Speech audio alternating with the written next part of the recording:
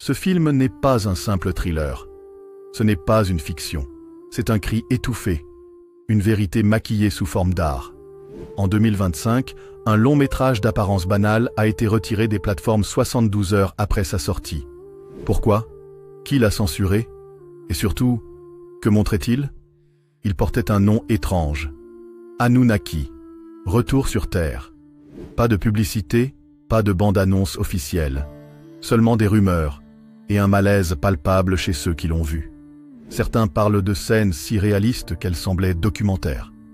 D'autres disent que ce film contient des symboles anciens, des codes enfouis, un message venu d'ailleurs. Mais alors, pourquoi vouloir l'effacer? Et si l'on vous disait que ce film révélait l'arrivée imminente d'anciens dieux dissimulés dans un scénario de science-fiction? Et si tout cela avait été prédit dans des tablettes d'argile vieille de 6000 ans? Ce que vous allez découvrir n'est pas une théorie, ni un canular, mais l'histoire d'un film qui n'aurait jamais dû exister, et du plan d'un retour orchestré depuis l'espace. Abonnez-vous maintenant, activez la cloche des révélations, car ce récit va ébranler votre perception de la réalité. Et surtout, restez bien jusqu'à la fin, parce que ce que nous allons vous révéler dans les dernières minutes pourrait changer votre façon de voir l'histoire. 22 janvier 2025. Une salle obscure, quelque part dans une ville oubliée d'Europe de l'Est. L'ambiance est froide, feutrée, presque irréelle. Devant un vieux projecteur à bande, un homme aux traits marqués fixe l'écran avec une intensité presque douloureuse. Il s'appelle Markel Istvan, ancien consultant en effets spéciaux pour les studios de cinéma russes dans les années 90. Mais ce n'est pas le film qu'il regarde qui le hante. C'est le souvenir de ce qu'il a vu il y a 3 semaines. Un film dont il ne reste officiellement aucune copie. Ils nous regardent, tu comprends? Ils sont déjà là. Ce n'était pas du cinéma. Ce n'était pas un mensonge. Ces mots sont les derniers qu'il enverra par message vocal à un journaliste indépendant de Prague. Quelques heures plus tard, Markel disparaîtra sans laisser de traces. Le film dont il parle? Un projet nommé Anunnaki, Retour sur Terre, projeté en petit comité lors d'un festival expérimental à Zagreb. Un long métrage d'apparence banale, mais dont la légende va rapidement déborder les écrans. La première apparition connue du film Anunnaki se fait en catimini, au festival de vision non linéaire de Zagreb. Programmé dans une salle annexe, à minuit, sans nom de réalisateur ni équipe annoncée. Seulement une ligne dans le catalogue. Projection spéciale, non autorisée. Durée, 1h57. Pas de rediffusion prévue. Spectateurs sensibles s'abstenir. Ils sont 32 ce soir-là. Aucun ne sortira indemne de la projection. La première demi-heure semble classique. Un récit pseudo-documentaire, filmé comme une reconstitution historique, montrant l'excavation d'un site archéologique en Irak. Le style évoque les vieux films de Ridley Scott ou Peter Watkins. Caméra tremblante, voix off omnisciente, décor poussiéreux. Mais au bout de 37 minutes, quelque chose change. La caméra semble capturer une scène réelle d'ouverture de tombeau, non pas reconstituée, mais authentique. Des inscriptions cunéiformes apparaissent à l'écran, non traduites, mais qui semblent briller légèrement. Puis, une silhouette se découpe dans l'ombre. Un être de 2,50 m, à la peau bleu sombre, aux yeux entièrement noirs. Le silence dans la salle est glacial. Des spectateurs commencent à quitter la salle, secoués, certains en pleurs. Une femme dit avoir vu des formes géométriques bouger dans sa tête, comme si le film communiquait en infrasons. Un homme, historien de formation, s'effondre dans un spasme en hurlant « Ce n'est pas une fiction, ce sont les Shem-Su-Or, les veilleurs sont revenus ». Dans les heures qui suivent, les rumeurs circulent. Le film est retiré du catalogue. Les enregistrements de la salle sont effacés. Le serveur ayant hébergé la copie numérique du film brûle mystérieusement dans la nuit. Mais certains détails émergent. Un jeune spectateur, passionné d'occultisme, prétend avoir réussi à capturer 22 minutes du film sur son téléphone. Il les télécharge anonymement sur le dark web sous le pseudonyme Ninurta22. Ce fragment devient rapidement un objet de fascination. On y verrait des plans d'un vaisseau cubique s'élevant au-dessus du Tigre, orné de symboles ressemblant à ceux de Göbekli Tepe. des dialogues chuchotés dans une langue indéchiffrable, mais étrangement familière. Une scène montrant une expérience génétique sur des humains préhistoriques, orchestrée par des créatures humanoïdes. Plus inquiétant encore, plusieurs personnes ayant visionné ce fragment témoignent de visions nocturnes identiques, où un géant ailé, couronné de lumière, leur murmure « Ils t'ont menti. L'ADN parle. Le temps revient. » Des neurologues alertés par ces témoignages étudient l'extrait. Résultat, le film contient des fréquences sonores spécifiques capables d'activer certaines zones du cerveau liées à la mémoire archaïque. Des zones généralement dormantes, situées dans le tronc cérébral. Mais alors, d'où vient ce film? Qui l'a réalisé? Et pourquoi? L'enquête s'oriente vers un certain Khaled Ben Damir, un producteur égyptien disparu en 2019 après avoir publié un manifeste numérique sur le cinéma comme outil de communication extraterrestre. Il y évoquait un ancien langage visuel codé utilisé par les dieux dans les rituels sumériens. Mais la piste la plus troublante mène à un ancien bâtiment de la CIA désaffecté, à Langley. Des documents déclassifiés de 1997 révèlent un projet nommé Ararat X, classé sous la section « Influence visuelle transdimensionnelle ». L'un des documents évoque un certain scénario Hanouna R, conçu comme un film prototype capable de transmettre des vérités enfouies dans l'inconscient collectif. Il s'agissait à l'origine d'un programme expérimental visant à rendre l'humanité réceptive à un contact non terrestre, sans provoquer de panique. Le langage symbolique du cinéma étant l'un des seuls capables d'agir simultanément sur les émotions, l'intellect et l'instinct. Mais quelque chose a mal tourné. Le projet est interrompu en 2001, et pourtant, le film réapparaît, 24 ans plus tard. Depuis la diffusion du film, 11 des 32 spectateurs originaux ont disparu. Les autres, reclus, internés ou morts dans des circonstances étranges. Un certain Marek Nowak, archiviste polonais, affirme avoir vu dans le film une carte secrète gravée sous forme de constellation, pointant vers une zone du désert d'Atacama au Chili. Il y part, et n'en reviendra jamais. Les enquêteurs indépendants notent aussi une série de pannes électriques dans les serveurs hébergeant les mots-clés liés au film, comme Anunnaki 2025, film interdit, ou vérité sumérienne. Plus inquiétant encore, plusieurs insiders de l'industrie cinématographique disent avoir été approchés par une société fantôme nommée UBIS, Universal Broadcast for Interstellar Signals, avec des propositions de scénarios comportant exactement les mêmes scènes que celles du film censuré, sans jamais citer ce dernier. En parallèle, un ancien prêtre jésuite en Éthiopie, le père Haile Mariam, affirme reconnaître dans certaines images du film des fragments précis de textes retrouvés dans les tablettes d'Enuma Elish, mais aussi dans un document ultra rare nommé le livre de l'éveil d'Inanna. Selon lui, ce livre prédit qu'un champ de lumière, sculpté dans l'ombre de l'homme, réveillera les fils de l'étoile. Ils marcheront parmi nous, porteurs de mémoire. Le père Haile Mariam pense que le film n'est pas une œuvre humaine, mais une activation. Il écrit dans ses notes « Le vrai secret n'est pas dans les images, il est dans la vibration du récit.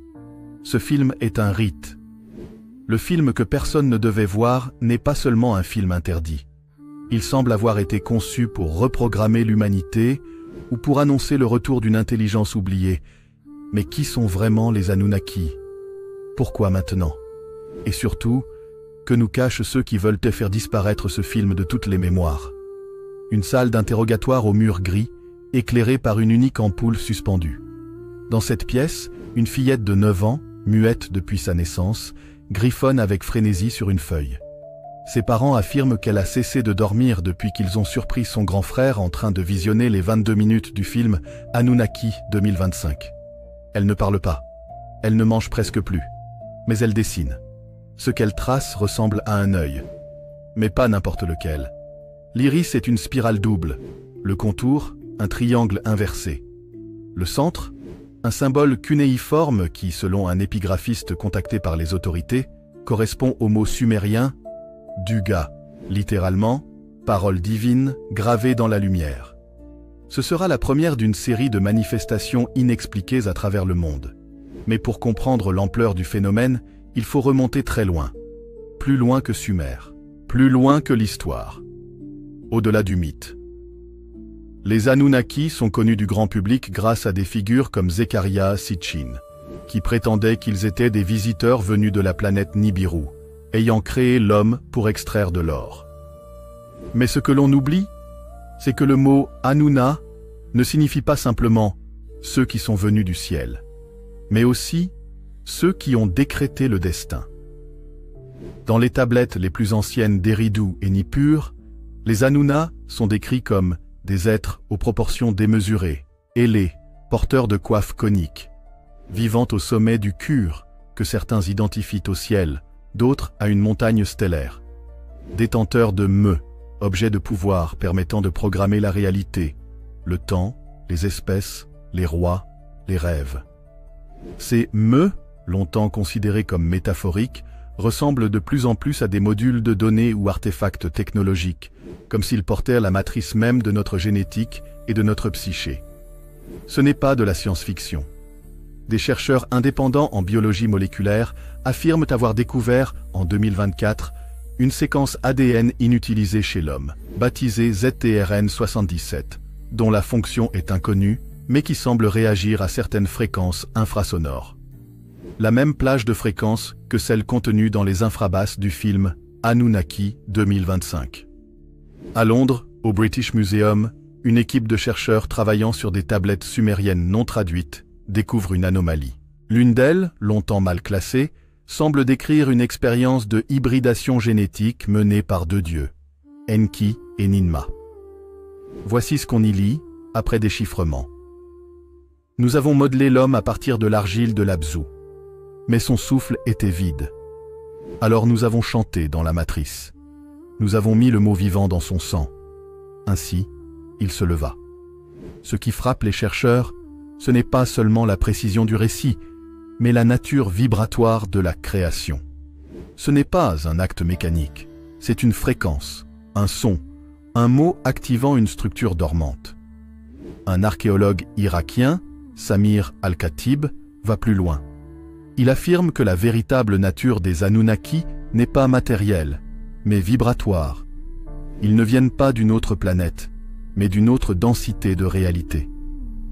Ils sont comme les harmoniques d'un son, invisibles, mais présents. Et ce film, ce maudit film, est un catalyseur, un portail vers leur fréquence. À Uruk, en novembre 2024, une équipe allemande met au jour une structure souterraine sous l'ancien ziggurat d'Inanna. Une cavité parfaitement géométrique, tapissée de bas-reliefs représentant des humanoïdes aux crânes allongés. Des scènes de manipulation génétique sur des formes humaines embryonnaires. Des spirales et formes fractales identiques à celles vues dans le film Anunnaki 2025. Mais, plus étrange encore, au centre du temple, une stèle de basalte noir ornée d'un symbole, le même que celui dessiné par la fillette muette, l'œil spiralé dans le triangle inversé. Sur cette stèle, une inscription. Ceux qui ouvrent la vision doivent être nés deux fois. L'homme est leur rêve. À la suite de cette découverte, l'archéologue principal, Dre Lisa Morgenstern, sombre dans un état de catatonie.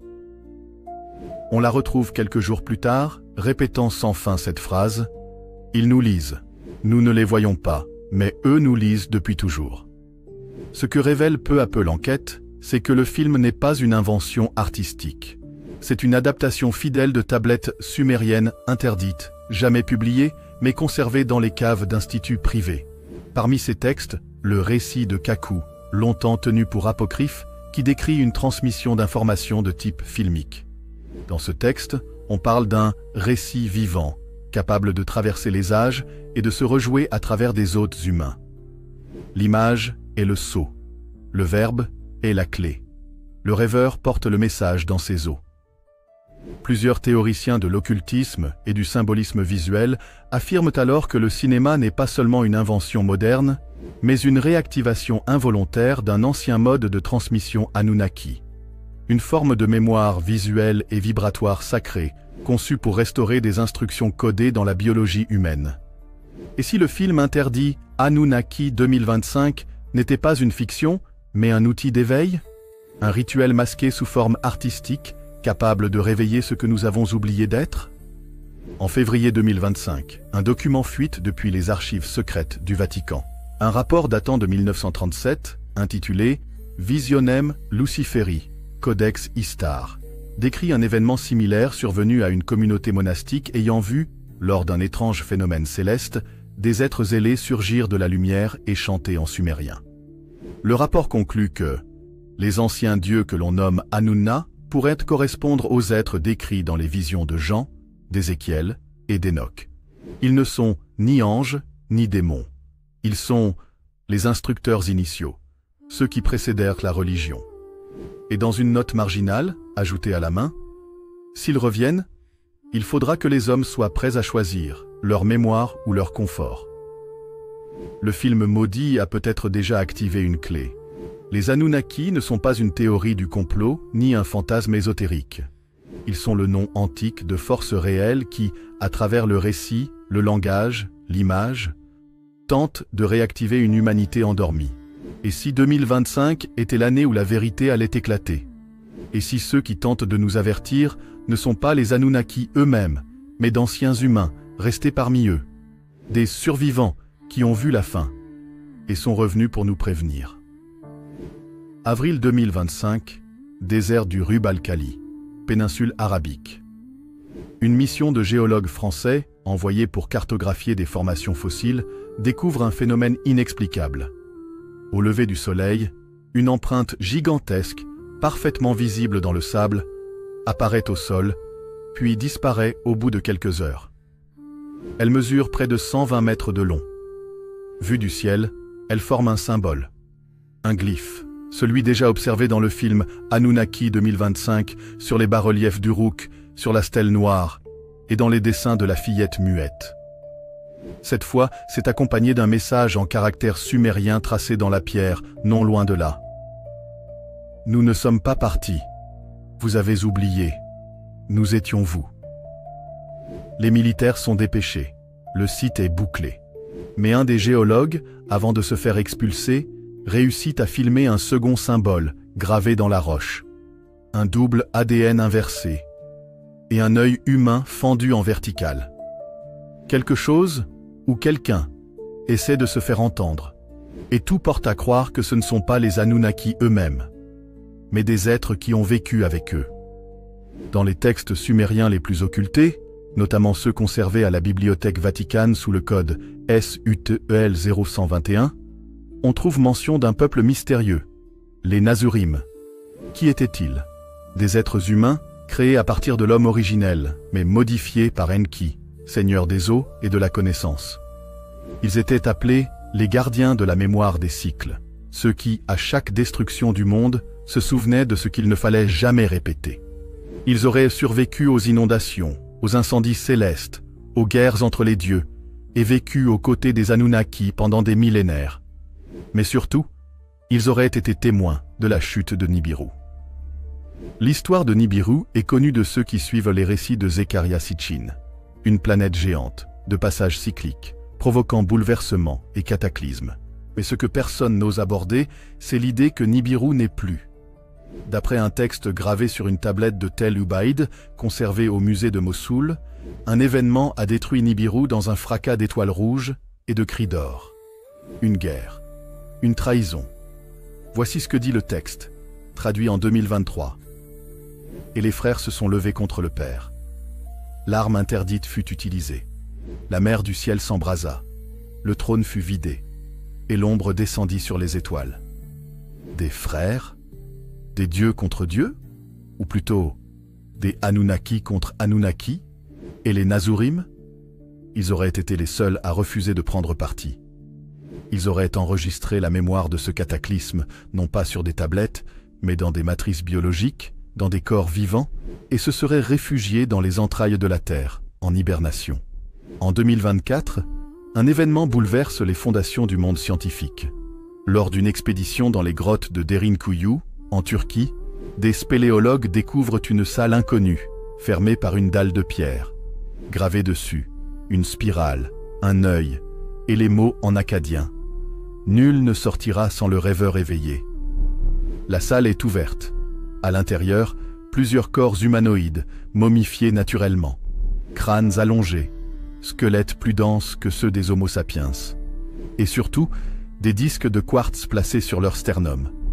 Lorsqu'ils sont exposés à certaines fréquences, celles utilisées dans le film Anunnaki 2025, les disques vibrent. Un professeur d'archéoacoustique, Dr Ray Malik, parvient à convertir ces fréquences en son. Et ce qu'on entend glace le sang.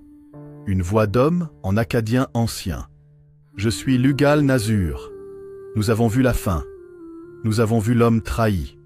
Vous devez sortir du sommeil. » Les Nazurim ne sont pas des légendes. Ils ont laissé des messages.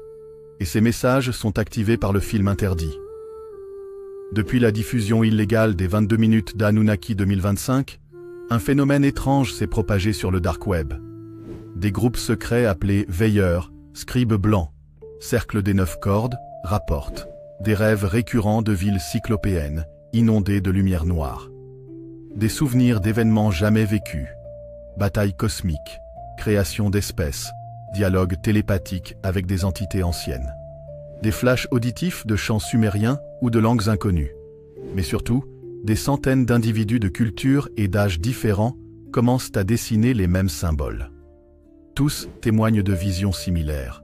Un monde brisé, un avertissement, et une guerre imminente entre deux factions d'êtres que les hommes prendront à tort pour des dieux. L'une des révélations les plus explosives surgit de l'université d'Uppsala, en Suède. Une généticienne, la professeure Elina Morek, publie une étude retirée quelques jours plus tard. Dans l'ADN de certains individus, elle détecte une séquence doublement encodée. Cette séquence, présente chez moins de 0,001% de la population mondiale, s'active en présence d'ondes électromagnétiques spécifiques. Or, les ondes contenues dans le film Anunnaki 2025 reproduisent exactement ce spectre. Selon elle, ces individus seraient les porteurs du gène Nazurim, des hybrides, des gardiens endormis, des survivants cachés au sein de l'humanité et qui, en 2025, commencent à se réveiller. Et ce n'est pas tout. Elle publie une dernière note avant d'être internée dans une clinique privée. Le film n'est pas un avertissement, c'est une activation. Nous ne sommes pas les spectateurs, nous sommes la suite. Dans une vidéo anonyme envoyée à plusieurs journalistes, un homme masqué, se présentant comme ancien consultant d'une agence gouvernementale, déclare « Le film a été réalisé sur la base de documents récupérés lors d'un contact classifié en 1973. Ce n'était pas un scénario, c'était un protocole. Il fallait que l'image atteigne un seuil critique de diffusion pour que certains codes se déclenchent dans l'inconscient collectif. Nous sommes en guerre contre l'oubli, et le film était la torche. Il montre un document classé « Level Omega » avec une phrase finale en rouge. Activation 2025. Phase suivante, émergence des conscients. Attente des instructeurs. Et si le vrai secret des Anunnaki n'était pas leur pouvoir, mais ce qu'ils ont transmis à certains d'entre nous? Des lignées cachées, des mémoires anciennes, une guerre silencieuse entre ceux qui veulent nous réveiller et ceux qui veulent que nous restions esclaves. La vérité, c'est que ce film interdit pourrait être le plus dangereux jamais créé. Non pas parce qu'il montre les Anunnaki, mais parce qu'il révèle ceux qui savent déjà. Un document top secret a récemment fuité. Son titre, Plan S-33. Contingence psychique en cas d'exposition massive au signal visuel alpha. Ce document date de 2009, classé niveau Oméga Basilic, au sein d'un projet dirigé par une section conjointe du Vatican, de la NSA et de l'Agence spatiale israélienne. Il décrit une menace particulière. Certains artefacts audiovisuels issus d'un processus que nous nommons transcommunication d'origine inconnue contiennent des trames cryptées dans le spectre visuel et sonore. Leur activation induit des états modifiés de conscience chez des individus porteurs d'un certain gène dormant, potentiellement d'origine prédiluvienne. Le film Anunnaki 2025, en cours de production, contient ces éléments. On comprend dès les premières lignes, le film a été fabriqué pour déclencher un processus mental. Mais ce que peu de gens savent, c'est que ce n'est pas un film. C'est un rituel, et vous êtes au cœur de son activation. Parmi les rares copies récupérées du film Anunnaki 2025, il en existe une, incomplète. qui contient une séquence finale que l'on pensait définitivement détruite. Elle dure 3 minutes et 19 secondes. Aucune image spectaculaire. Pas de vaisseau. Pas d'Anunnaki visible. Juste un homme assis sur un trône de pierre, dans une pièce nue, circulaire, sculptée à même une roche noire. Derrière lui, 9 cercles incandescents suspendus dans le vide. L'homme que certains pensent être Enki, d'autres appellent simplement le messager, prononce lentement ces mots. Vous avez oublié. Vous avez été arraché. Vous n'êtes pas né d'ici. Puis il se lève, pose la main sur son cœur, et un glyphe apparaît dans l'air, formé de lumière bleue. C'est le même que celui gravé dans la grotte de Derinkuyu. Enfin, il dit « Ce que vous appelez fiction est votre souvenir le plus ancien. » Puis l'écran devient noir. Cette séquence seule a suffi à provoquer des symptômes étranges chez certains spectateurs. Tremblements, visions, rêves récurrents, perte de repères temporels. Mais surtout, l'éveil de mémoire génétique ancienne. Ce n'est pas un film. C'est une interface sacrée.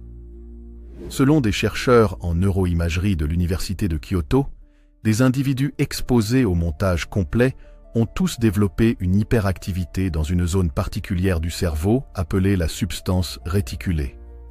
Cette zone, peu comprise, est associée aux états de conscience mystiques, aux rêves lucides et à la communication non verbale à longue distance.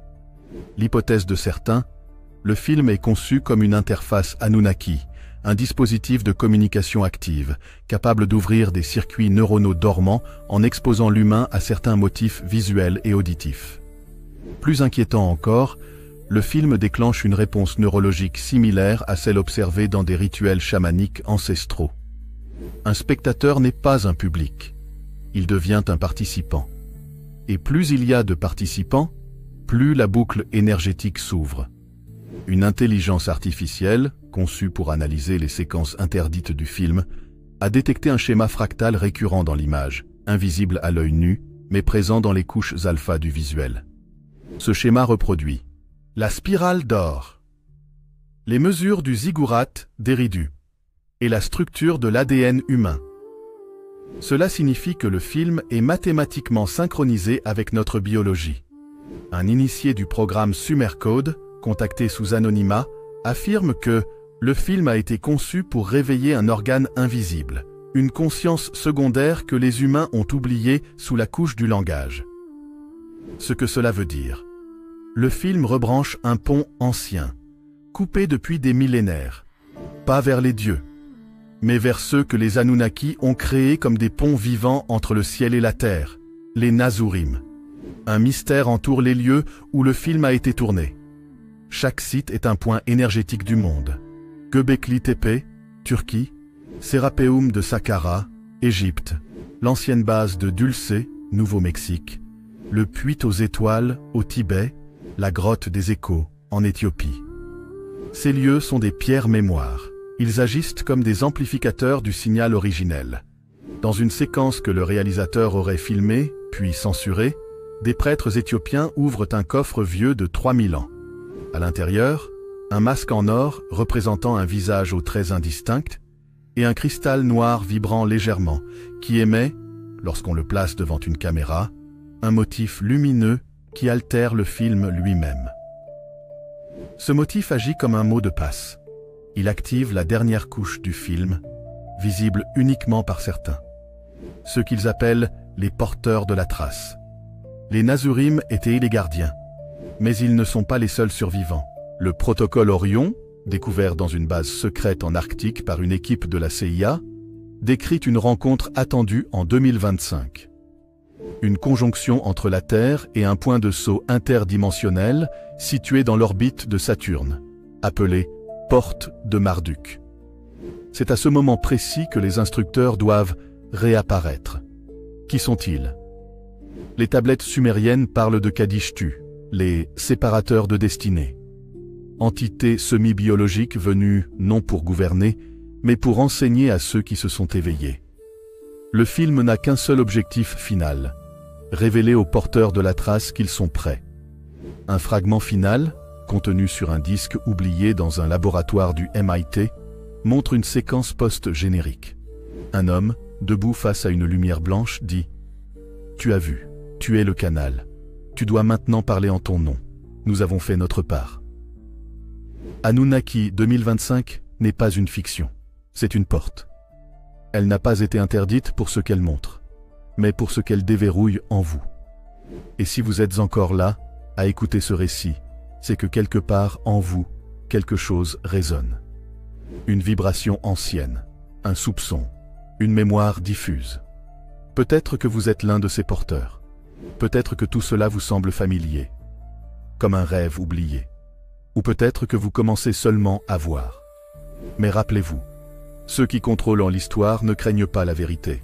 Ils craignent ceux qui se souviennent. Merci, sincèrement, d'être resté jusqu'au bout. Ce récit n'était pas qu'une histoire étrange, pas juste une fiction bien ficelée. C'était un miroir. Un miroir tendu à celles et ceux qui sentent, au fond d'eux, qu'il y a autre chose. Quelque chose qui dépasse ce qu'on nous a appris. Quelque chose qu'on ne peut pas toujours expliquer, mais qu'on ressent. Si ce récit vous a touché, interpellé, remué ou simplement intrigué, alors vous faites déjà partie des rares. Ceux qui regardent au-delà du voile. Ceux qui questionnent, qui cherchent, qui se souviennent.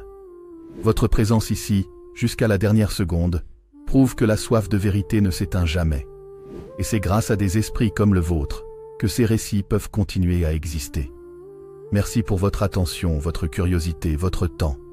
Si cette vidéo vous a plu, si vous pensez qu'elle mérite d'être entendue, partagée, transmise, alors n'oubliez pas de laisser un like, de vous abonner à la chaîne et surtout d'activer la cloche des notifications.